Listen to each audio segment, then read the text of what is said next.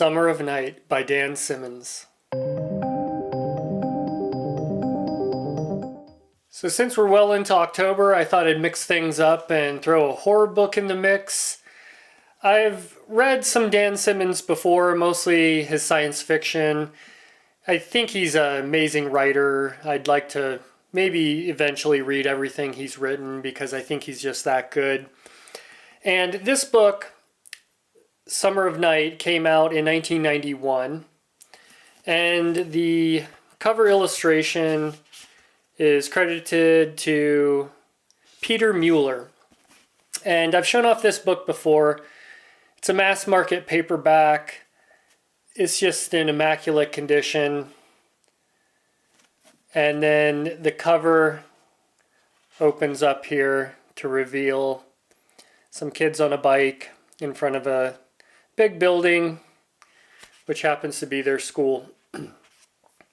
Now, this is also kind of loosely tied, from what I can understand, in a series he did. I believe they're all horror books and they all take place in kind of the same town. So the next book is Children of Night. I have that. And then Fires of Eden. And then the last book is A Winter Haunting. So I really enjoyed this read, and I think what I'm going to do is each year grab one of these. So this was kind of the first book that was written in the series. So I read this. So next year around this time, I'll read the next one, and then so on and so forth, and slowly make my way through Dan Simmons' horror books, because I believe this is kind of his main. I think he has written some other ones, but these were kind of high on my list to want to read. So this book is, let's get into the book finally. This book is a horror coming of age set back in the 1960s, right outside of Chicago. And this book definitely has supernatural elements to it. And a lot of horror does, a lot of Stephen King books do. I'm used to reading a lot of Stephen King books. But not all books have this supernatural element to it. And I'll get into that a little bit later. But this book mostly revolves around a town, and mostly with a core group of kids who are all friends. And when we start the novel out, we are on the last day of school before summer happens, and the clock can't even get to 2:30 or whatever time they get out fast enough. And then some things start happening right around that moment that starts putting the kids, the town, and everybody that's associated with this area into havoc, basically. And these are one of those books, it's kind of hard to talk about because most of the plot is this kind of adventure of these kids trying to figure all these things out and solve these crimes. And of course the parents can't be trusted to believe them, so they have to take matters into their own hands. There's a lot of elements that are, could be derivative from other books, but Dan Simmons' writing carries this book. The dialogue, the writing, everything like that is just top-notch as far as I'm concerned. So I'm not going to talk too much more about the plot. I really love the book all the way through.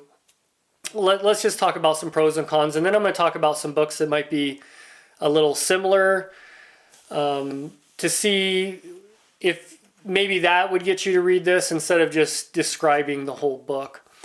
So for pros and cons, like I said, Dan Simmons' writing is amazing. For a 600 and some page book, there was never really any slow parts as far as I was concerned. There was always something happening, keeping me moving. No slog through this book. The dialogue was great.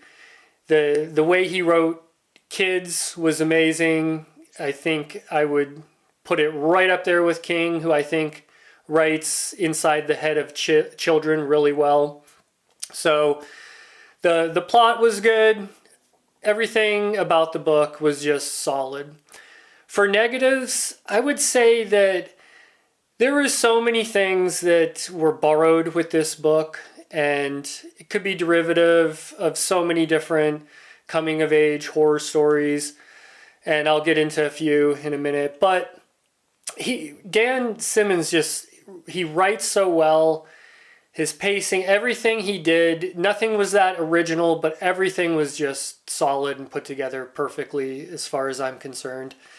Now, I'm all for supernatural elements in books, especially horror books. You see them a lot. Science fiction has their fair share too. But for some reason, I think maybe it's just the mood I was in, even though we're going into October and spooky season.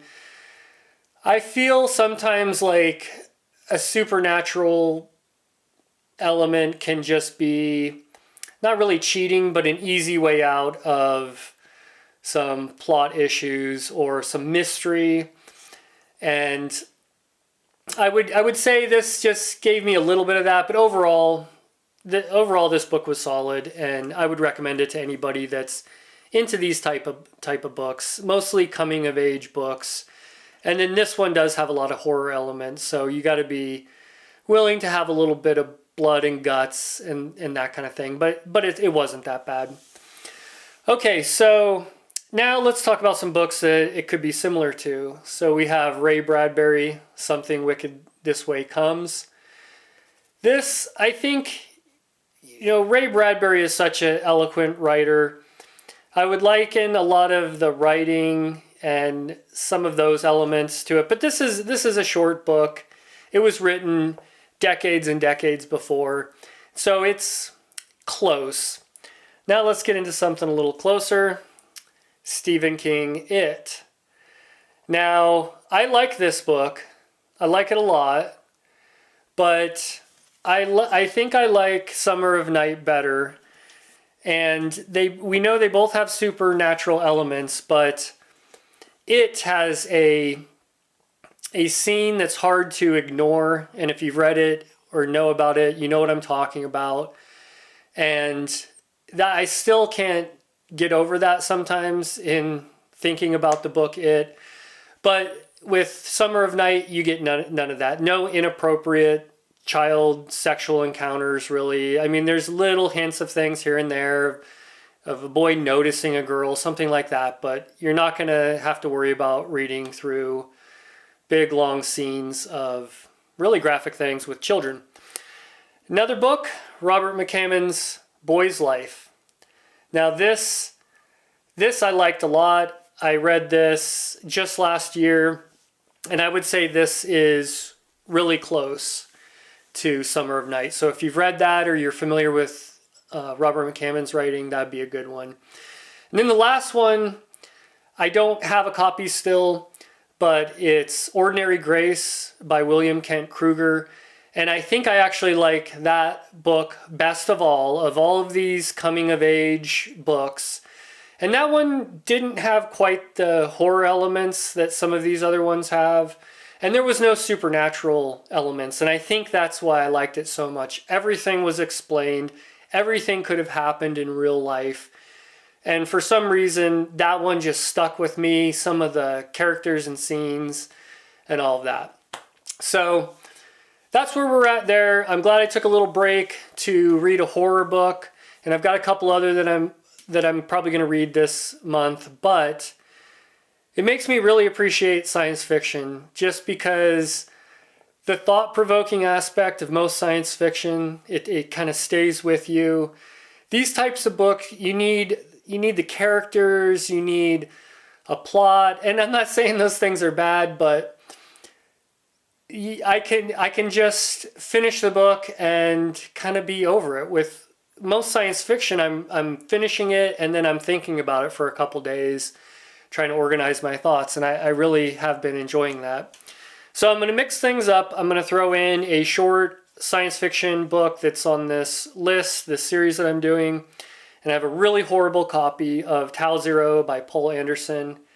I read this book quite a while ago, maybe 20 years ago. But it's short. I'm going to give that a go. And then after that, I'll probably hop into another horror book. So look for that review coming out probably in just a couple days.